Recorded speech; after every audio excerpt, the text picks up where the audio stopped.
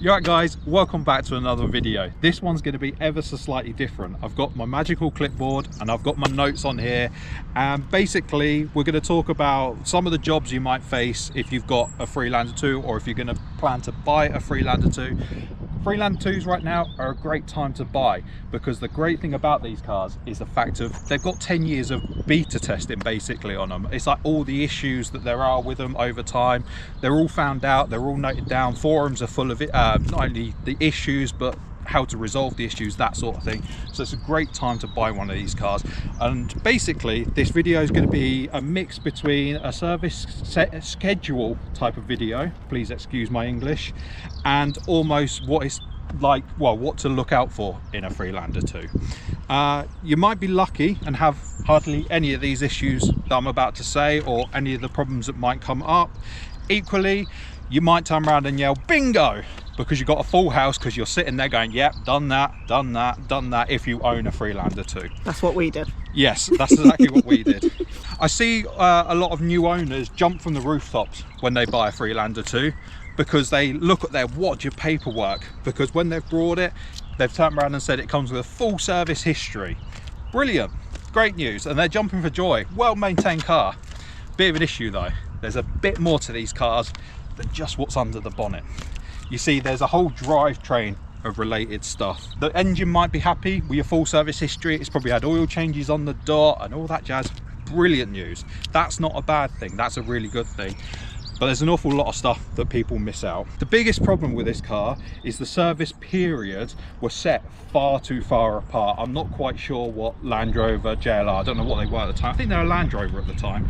Not quite sure what they were thinking about the service items on this car, but they were set too far apart, and that's where a lot of the problem lies.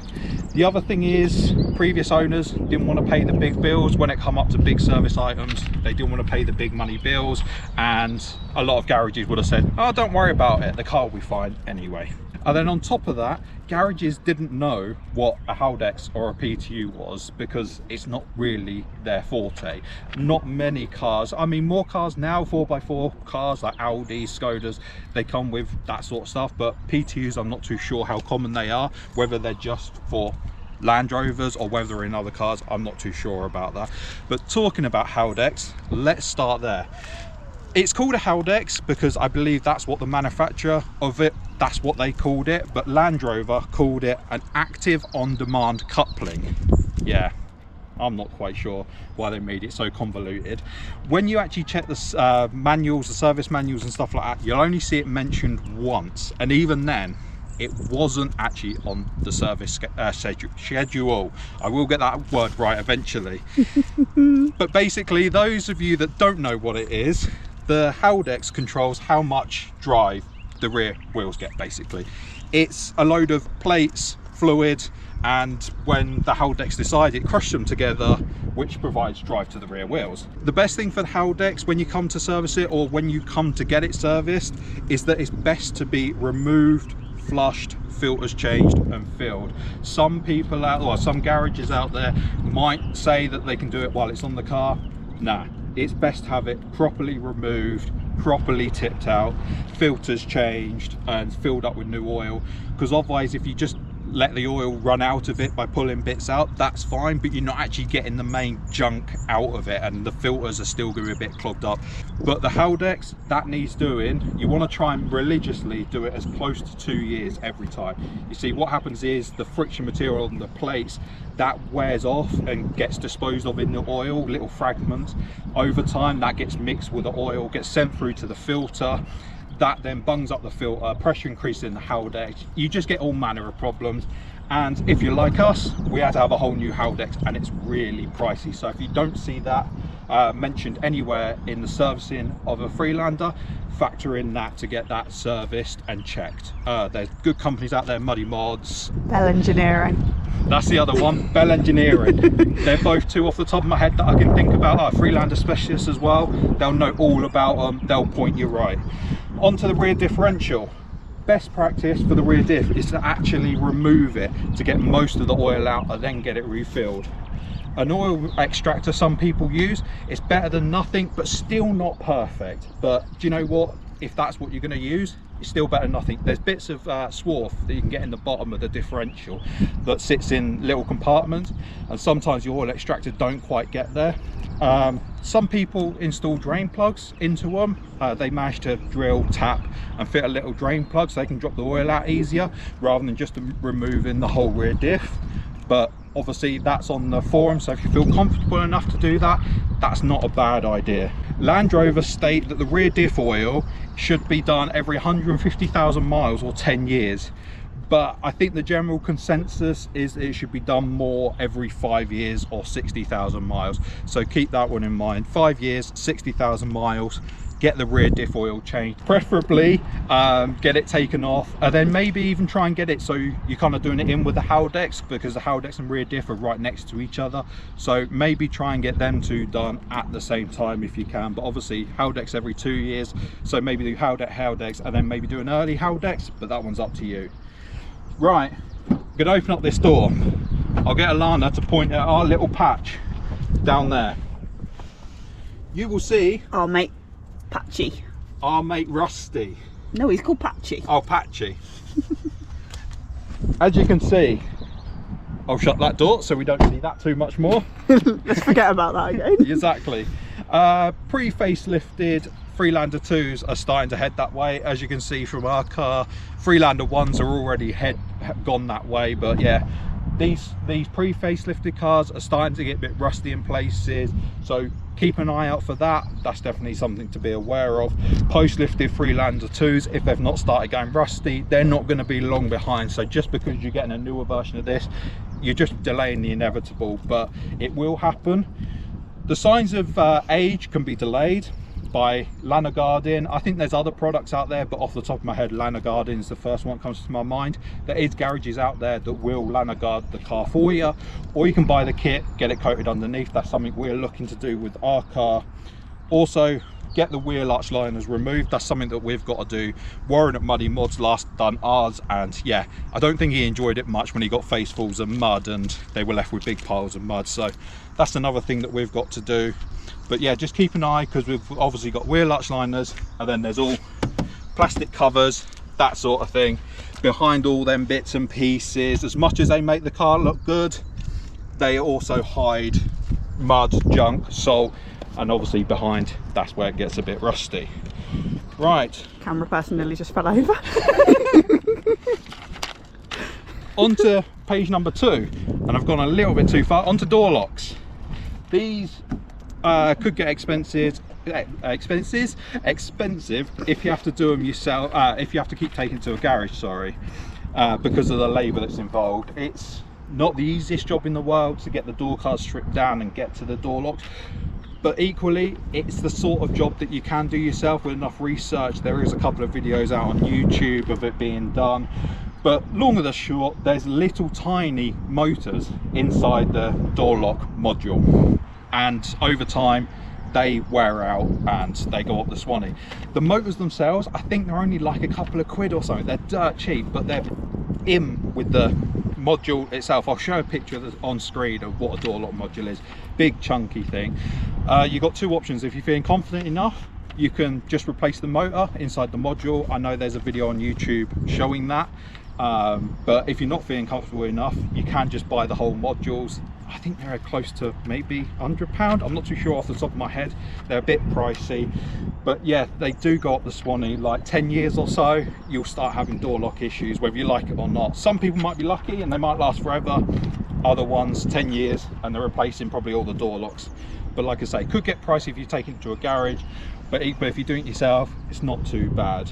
Right, moving down the car a bit, we're onto gearbox oil. So I'm going to move to about this area, because obviously this is where the gearbox lies, not this, kind of more that way.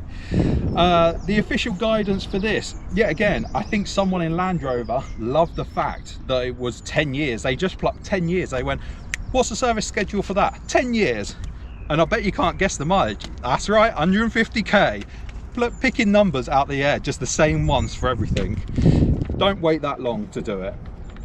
Best practice is to follow the rear diff servicing of 5 years or 60,000 miles. That's probably your best bet. Try and tally up the gearbox oil with the rear diff oil. Yes, it's going to be expensive, but the gearbox really, the gearbox oil, sorry, really needs changing sooner than 10 years. Like I say, 5 years or 60,000 miles. Manual box, it's a drain and a refill. I don't know if you can flush it, or I don't know if people recommend flushing it, but the auto box, I believe this requires draining, flushing and then refilling. So yeah, just make sure every 5 years get the oil dropped off. The oil on a manual, I think it's relatively easy. It's a fill plug and a drain plug. Undo them both and just drop it out of there. I think it's fill, just keep filling it until it leaks out. I think the auto box, there's a bit more work to be done on that, but I'm not too sure. Right, onto the PTU, and this one I really like. The biggest quote with Land Rover is they say it's sealed for life. That's right, doesn't need maintenance at all. The only problem is, I think their lifetime was they expected these cars to last 10 years. I'm going to say 10 years, and they probably thought 150,000 miles, sorry, and then they're fit for the bin. But yeah, that's not the case. People change their oil between 40 to 60,000 miles. Like I say, with all these things, if you're not seeing this on any of your receipts, if you're going to buy a Freelander 2, you've got to factor it in, because the PTU, there's a weak spot on it. I'm not going to go into too much details, but long and the short, you've got two options basically if you don't know the history of your PTU. If it's done somewhere near 100,000 miles, you've got the choice: change the oil and hope that it extends the life of the PTU for a bit longer, but inevitably you probably will be changing it anyway. Or your other option is just to get it changed, just get it swapped out, get a new one put in. Or third option, sorry, is just to keep running it until it just breaks. It will complain, you'll probably get noises and stuff like that. You can just have a PTU which sometimes just strips, so it goes from working to not working. That's worst case scenario. But yeah, Land Rover, in their infinite wisdom, they said seal for life. Probably 10 years, 150,000 miles, let's face it, even if it isn't sealed for life and they put a service thing on it. 10 years, 150,000 miles, too long. Try and get it done, if you can, between 40 and 60,000 miles. So if you plan to keep it, get it changed, and then between 40 and 60,000 miles, change the oil again, and just keep up that service schedule, and your PTU will be very happy with you. Right, this is a weird one, and it's not a service schedule thing type per se, but I'm noticing this more and more on forums, and this is why I say it's a great time to buy a Freelander 2, because problems are even still arising now. We're onto the steering rack. I'm just going to step back so you've got a picture of the wheel, because obviously that's the steering rack, let's say. I'd say that the steering racks are going to have between a 10 to 15 year lifespan on them. We've recently, within the last year or so, had ours done. Ours is a 2010 plate car. So yeah, between 10 to 15 years, you're probably going to end up factoring in a new steering rack, and they're quite expensive. A decent amount of labour involved in them. So yeah, if you're getting a car that's 2010 and it hasn't had a steering rack and there's no receipts, maybe kind of keep that on the radar, because it's a possibility. Also, change the fluid. I'm going to stand just here because the reservoir is actually there. Change the fluid and the reservoir every 5 years or 60,000 miles to keep it in good condition. It'll keep the power steering rack happy, and just everything will just treat it a bit nicer. Basically, inside the reservoir there's a built-in filter that you can't, well, you can clean it. Some people do clean it, but they end up tearing the filter in the process of it. So yeah, the filter's built in, hence why I say if you're changing the fluid, change the reservoir, because what happens is the fluid gets returned, gets filtered through the filter itself, and then it keeps going round. But the issue is when it's filtering it back, it builds up gunk, it struggles to filter, it puts more pressure on the rack, etc, etc, and then you get more and more problems. Even if you've done all those things, the one thing to bear in mind is there is rubber hoses involved in the system. There's some hard lines and there's some soft lines. The rubber hoses internally break down and you get little black bits in with the oil, which then get caught by the mesh filter, which then blocks up. Like I say, 5 years or 60,000 miles, change the fluid in the reservoir, change the reservoir itself. We've got a video on our channel of us doing it. You basically put the old one next to the new one, you can bleed it through, so check that out. But yeah, steering rack, steering fluid and reservoir, keep that in mind. Right, stepping back a little bit, Tyres, not a maintenance thing, but very important, and I'm probably going to step into controversial territory now. There'll probably be people in the comment when I say this that are probably typing already saying it doesn't matter. Some people subscribe to this story, other people don't. Best to be safe than sorry. What I'm about to say, make sure all four tires are exactly the same model, brand. For example, we've got Vulcan Wild Peaks with all four sides, axles, whatever you want to call it, but make sure they're the same. The reason for this is the general thought is if they're not the same and there's a slight circumference difference, even by a tiny amount, we're talking tiny amounts, like 1% or so if there's differences. And this also comes down to the tread depth as well. For example, if you've got two worn ones on the front, two brand new ones on the back, like you might have gone to a garage, back ones are bald like you do in a normal car, get the back ones changed, brand spanking new ones, oh it's all right, they've still got another year or so left in them.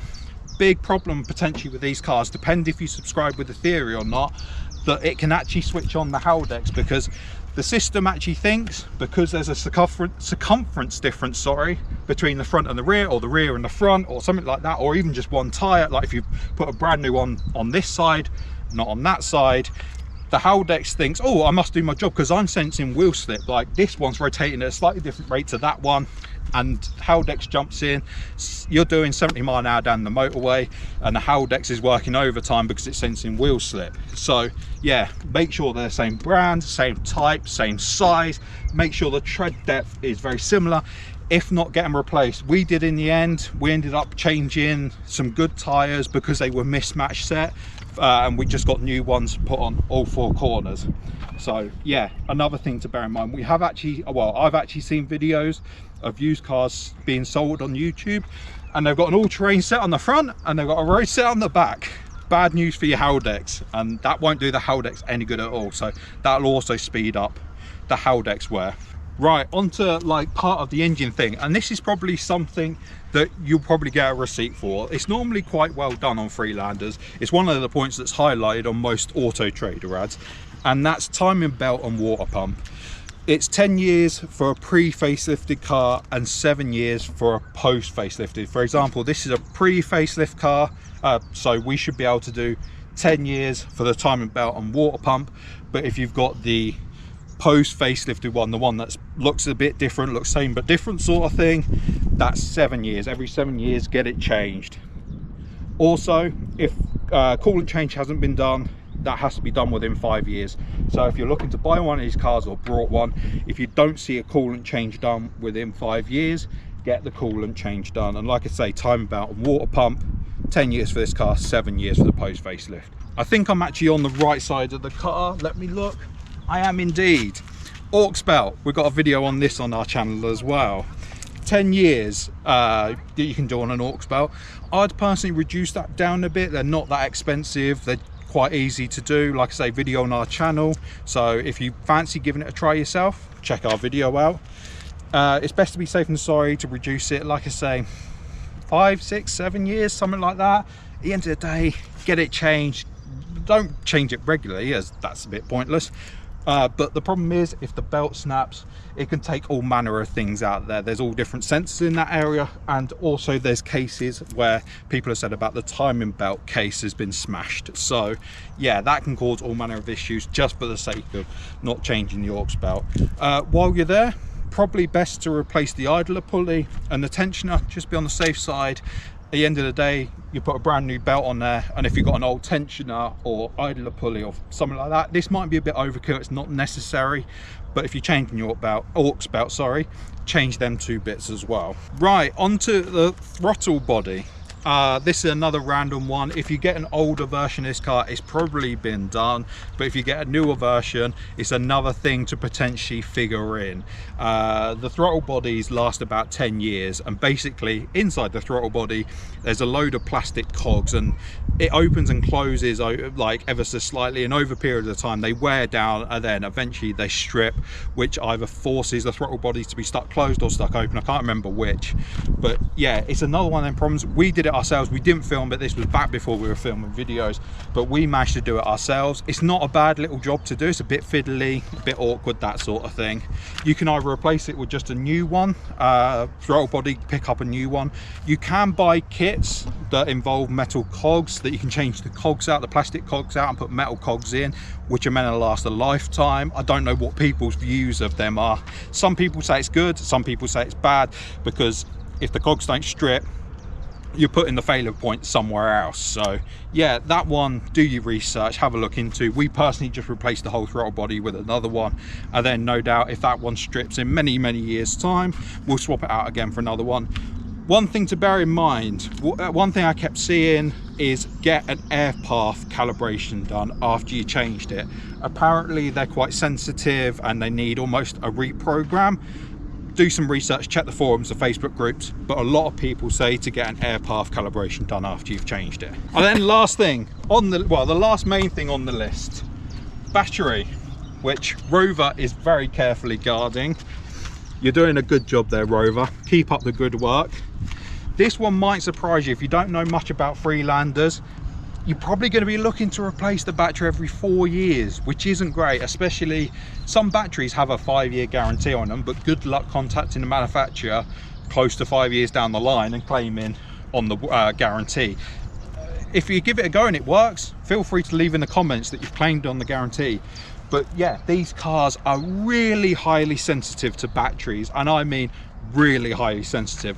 When they're brand new, they are brilliant. Give it 2-3 years down the line and they've degraded by 20-30% or something like that, not so good. You start getting random errors on the dash and it can cause all manner of electrical gremlins, which you'd think, oh, there's something wrong with my terrain response or something like that, because you're getting terrain response errors on the dash. No, it's just your battery, just it's degraded a bit. Most cars will be fine. You could degrade the battery, some of the batteries degrade by 60% and the car's still running fine because it hasn't got to do that much work. Problem is, a lot of sensors, a lot of electrical stuff all rely on the battery. Cold mornings, starting it over, taking a lot of amps out of the battery, voltage dives to about 9 volts, random errors appear everywhere. So yeah, get it replaced. And also keep an eye on the battery, because if you've got a stop start car like ours, then get it replaced with an AGM battery, which stands for absorbed glass material. It's a slightly different kind of battery. I think normal batteries are lead acid, if I remember rightly, or something along them lines. If you've got an older car with not stop start, just put a normal battery on it. But if you've got a stop start car, AGM battery. The main difference is the AGM batteries last a lot longer, they tolerate a lot more stop starts, that sort of thing. So, and yeah, it will keep the start stop system a lot happier if you plan to use it. A lot of people don't like the start stop system, so if it's not working, they find that great. A little test you can do that I've just seen noted down here, it's not really a scientific test as such, but if you sit in the car without the engine running, just with the ignition on, put the radio on.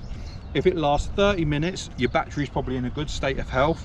But if the car, the battery management system, if that turns off the radio within about 10 minutes, then that shows that your battery's starting to degrade, and less than ideal. Right, on to some generic things which are you probably already know about, but keep an eye on the oil and filter changes. These cars do like decent oil. I mean, it's basically a transit Ford engine, so you could probably put rubbish oil in it, it'll still run fine.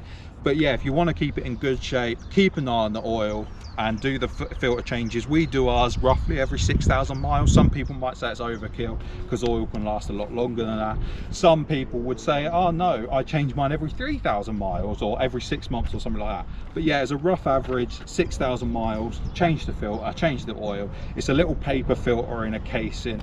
Something you can pretty much do on your drive if you have one. It's not too bad a job, it's just a bit messy if you're like me in particular. I was going to say us, but it's mostly me that makes the mess. Am I right, Alana? You are very much correct there. I thought so. But the biggest takeaway of these cars, just going to step over here to put the car into the background, is if you're not spoiler alert, the car was in the background the whole time. I know, but even more in the background.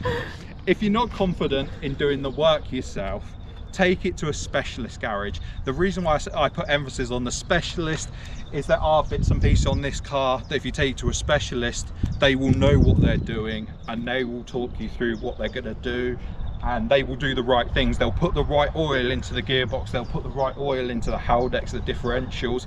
You take it to a generic garage, there's rumours of people, generic garages are putting these 4-wheel drive cars on a set of 2-wheel rollers, nothing on the back, boom, big problems, big expense, and then they go, well, we didn't realise it was 4-wheel drive. And also with this fact, I'm just putting this random fact out here, we've got a TD4E, the amount of people that get confused think it's the front wheel drive version, and even garages can easily get confused because they think TD4E, that's the front wheel drive version, isn't it? No, TD4E is the stop start version, which is what we've got. ED4 is the front wheel drive version. So that's another thing that can trip people up. While this might all seem very daunting and a bit kind of, oh, I don't want one of them cars, they've got a lot of maintenance and stuff like that. The problem is they've got a bad rep because this maintenance didn't get done.